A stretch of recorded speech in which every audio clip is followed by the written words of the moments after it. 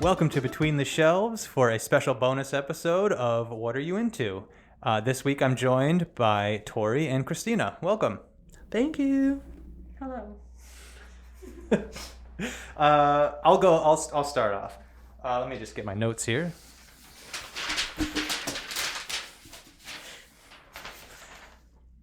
Okay, I only have one thing I want to talk about. Doing slapstick. That's what we're into this week. It's Have a bit slapstick. prepared for What Are You Into?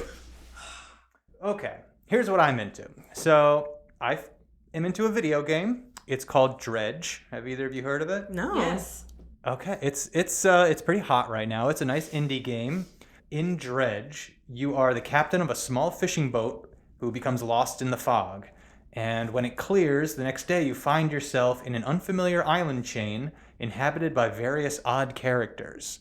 So the main loop of the game is it's a fishing game. So you're a fisherman on your small little fishing boat. You can go out and catch fish, which are very satisfying little mini games that you play where you have to kind of like tap the buttons in a right order, and there's like a little timing mini game, which is very fun to do. And each fish you're trying to catch has a different little mini game associated with it. So most of the time when you're playing the game, you're catching fish and you're loading them up on your boat, and managing your cargo on your boat is its own little mini game, which is kind of similar to Tetris. Or if you've played any of the Resident Evil games, it's kind of similar to how you manage your inventory in those games, where you're kind of like your storage is like a little grid-based, a grid-based tile thing, and each item, in this case every fish or every tool you pick up, is kind of like a little Tetris shape, so you have to kind of fit them together to kind of maximize your space. So that's kind of like the loop of the game: is you catch fish, you manage your inventory, you sell them at the market, you get money, which you can upgrade your boat and get new tools to catch more fish. So that's kind of like the gameplay loop, right? But there's a twist. So there's something very ominous going on in the world. There's like a mystery. The inhabitants of these islands are kind of being a little cagey. They're not telling you everything that's going on. And when you go out fishing, if you go out fishing too late and you get caught in the darkness, some spooky stuff starts to happen. So you'll start hearing some noises. You'll start seeing some things in the water around your boat, or you'll see another boat off in the distance, or maybe the water itself will start to kind of eddy and flow and create some kind of unnatural settings for you, right? So some creepy stuff starts to happen, and as you progress in the game, you start doing some missions for some of the inhabitants, which is basically like, go out and catch this kind of fish for me, or go out and dredge up the shipwreck and try to return some items to me. So like an Animal Crossing aspect to it. Yes. So I was getting to that, actually. That's a perfect analogy, a perfect reference. This game it's Animal Crossing mixed with like a Lovecraftian horror story. Wow. So there's the Animal Crossing element where you're kind of like improving your boat and you're going out and collecting things, and it's very nice. But then there's this horror element where, you're going out at night. There's a panic meter that you have to manage. So the longer you spend out at night, the creepier and the more intense these apparitions and things start to appear.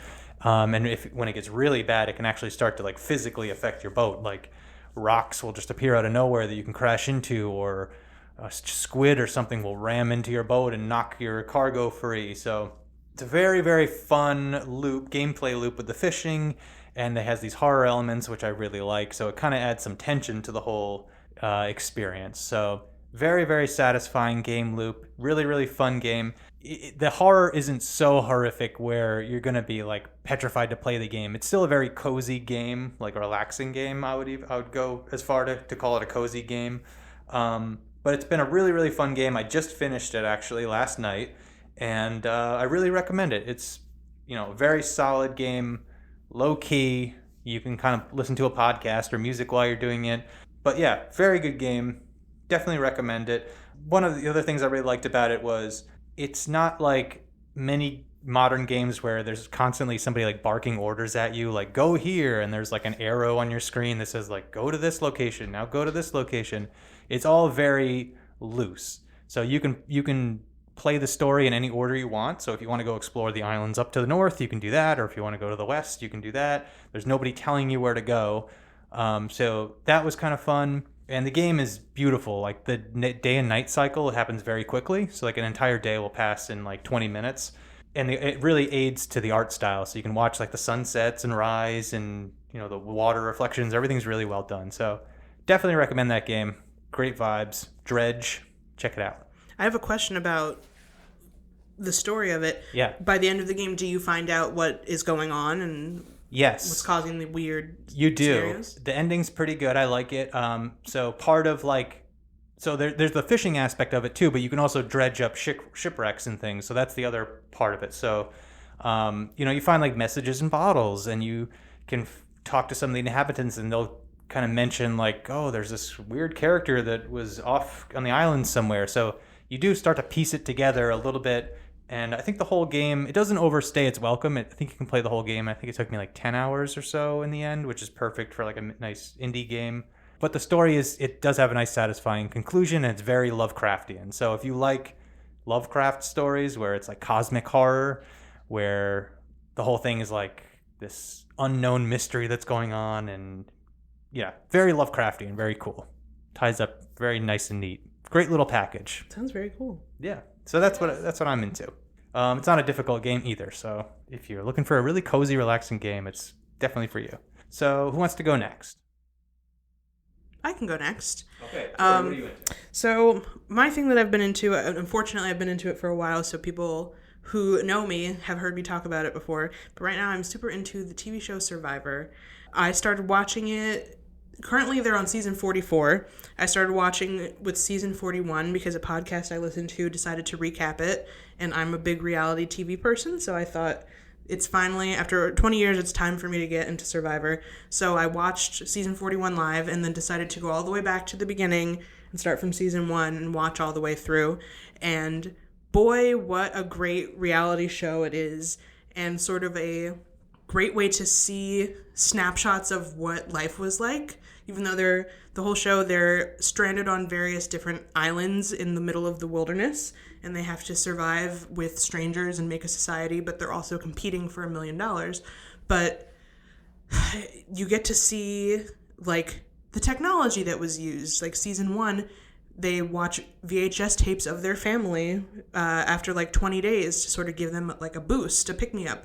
And then a few seasons later, they're watching a little video on a cell phone, but it's a flip phone. Like seeing the progression of technology, culture, things that it was okay to say and not to say because they're just words that have left our vernacular, they are using openly. Or there was a season where a character was a single dad and people had an issue with him because they thought that was wrong, that he had a child out of wedlock. So it's a cool reality show, which I always enjoy, but it's also a cool way to look at where we were as a country and where we've come to. And also the old seasons are better than the new seasons. Are you going back to season 1? I started with season 1, yeah. Wow. And I started all of this back in like May, I want to say, and I'm on season 19 now, I think, which is only halfway through, so there's still a lot for me to go. But it's also very cool to see how the game has developed, because the way that people play Survivor now and the way that people played Survivor in 2003, totally different. The way that they would decide who to vote people out, totally different.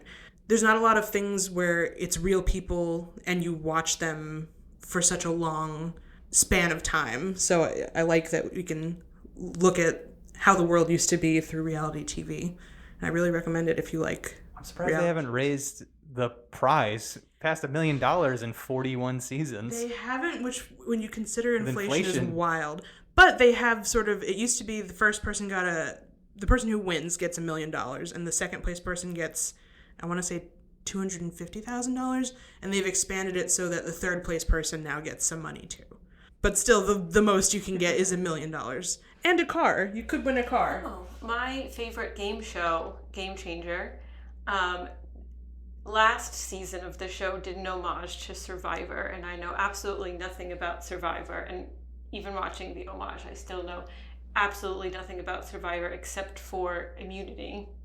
Yes, the whole thing of the game is you are in a tribe of strangers who could be very like you or nothing like you, and you do physical or mental challenges against the other tribe, and the losing tribe has to vote somebody out every week, and you need to try to stay until the end.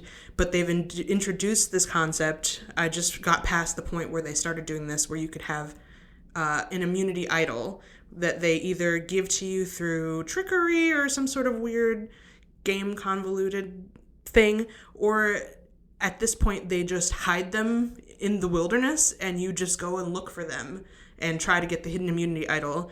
Sometimes people have the idol and they get voted out and they don't even use it. That's in Game Changer. They usually hide it's the immunity loop-de-loop. This is all like comedians and improvers who are doing like silly challenges. Like right now they're doing a 4-part battle royale series that takes influence from a lot of different reality shows. And the first challenge was to stack as many hats as you can on your head without them falling. And there are teams.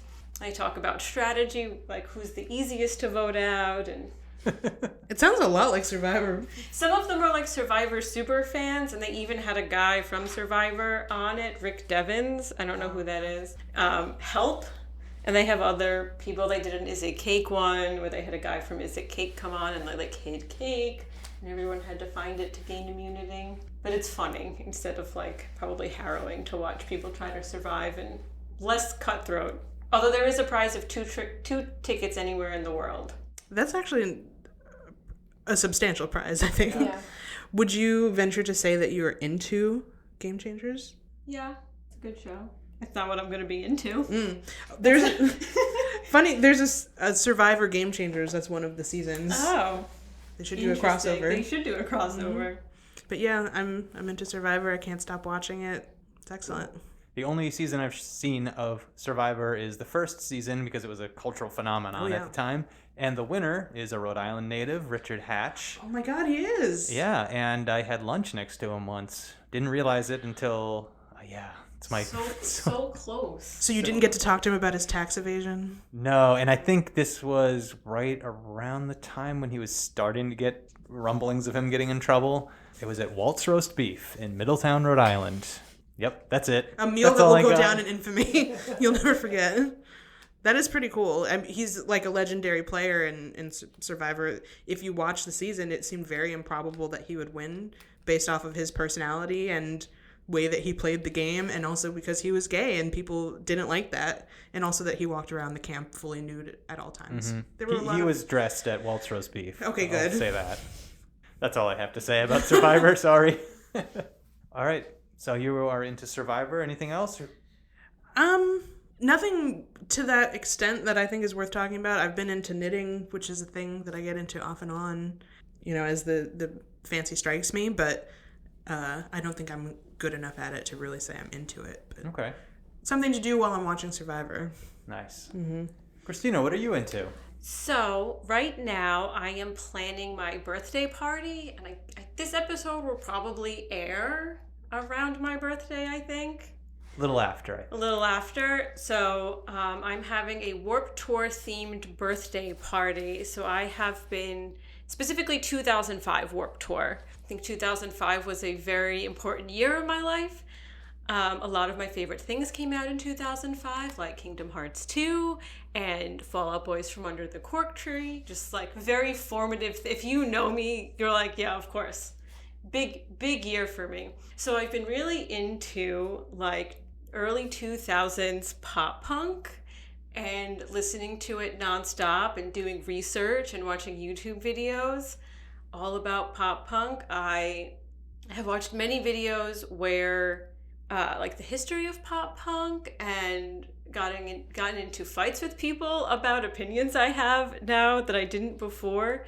I found that a lot of places cite the Ramones as like the first pop punk band, which is very strange to me. That is not how I remember it in 2005. Like, they were just punk, and if you didn't listen to the Ramones and punk, you were a poser. So now to have them be like they're the first pop punk band feels like very upsetting to me, that I had to like go through all of that like gatekeeping, and now it's like fine, they're just pop punk.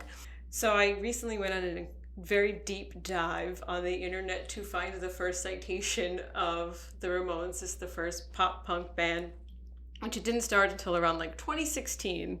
Yeah. I can't find the exact one. I'm still working on it. But I've been so deep into like 2005 pop punk and emo that my friends a little bit staged an intervention because I was getting too sad and angsty from listening to the music, where they were like, why don't we take a break? Because also Fall Out Boy just came out with a new album a few weeks ago, which is like grown-up angst. So I have like my teenage angst and my grown-up angst working together to just make me very sad. Plus Evangelion. Oh, that's a dangerous cocktail. You're having a Shinji Ikari moment. I just love sad boys like so much. And I'm just like getting too deep. I've become the sad boy I want to see in the world. That's awesome. So what are your favorite pop punk bands? I'm trying to remember. Is it like, would you consider like Good Charlotte pop punk? Yes, Good Charlotte is 100% pop punk. What about Green Day? Green Day is probably like the band you can credit with like the resurgence of pop punk. Yeah. Blink-182. Sure. Fall Out Boy, obviously. My Chemical Romance. Panic at the Disco. Like those are the big ones. Some ones that I was really into, like The Starting Line, Motion City Soundtrack. The Academy Is, which I saw. I saw The Academy Is in 2005 at the Crazy Donkey in Farmingdale. RIP. Or is it the Downtown? It might have been the Downtown. And then it was the Crazy Donkey. Well, it was a very long time ago. They played with the Plain White Tees before Hey There Delilah was a big song. Plain White Tees also. Another pop punk band. There are later pop punk bands too, like All Time Low came out a little later. Now there's like a resurgence of pop punk. It's like Machine Gun Kelly is a pop punk album that just came out that's pretty good in like 2001. So has he abdicated rap music? I don't know if he's abdicated rap music, but he has a pop punk album that came out in 2021. Very cool. So what is your outfit? I mean, Kristina, if you haven't come to the library before, She's a whiz with the sewing machine. You make your own outfits, your own dresses. So what are you wearing to your birthday party? So because I've been doing too much, I'm not making my own outfit, but I did buy a hot pink plaid skirt from Hot Topic, and I made a matching Fall Out Boy t-shirt to go with it, with my cricket. There you go. And I bought a new studded belt and arm warmers to go. This is taking me back.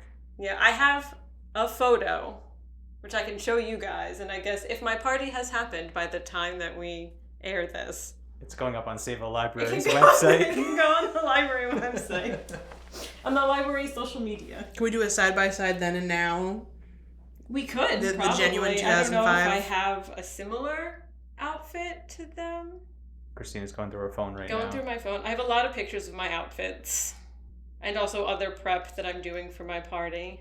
I'm making like tech decks. Like customized tech decks. Yeah. Like the little skateboard. Like finger skateboards. That's 2005, all right. Oh, yeah. That's awesome. So, yeah, I found Dollar Tree sells finger skateboards currently, and I had to go to many Dollar Trees to find as many as I needed, and I peeled off the stickers so I could put my own stickers on them as like a little favor. This party's going to be off the chain. Is that something you'd say in 2005? I don't know. It's not something I would have said in 2005. It's something Alex would have said in 2005. We do know that. But I do love a good, big themed party. Well, it sounds like an awesome party, and I'm learning so much about everyone in this podcast. All right. Well, I think that's all we got, right? All right. Thanks for listening, and stay tuned to next episode where we'll be listening to some vinyl records. Ooh. Yeah. All right. See you later. That's the theme song. That's not the theme song.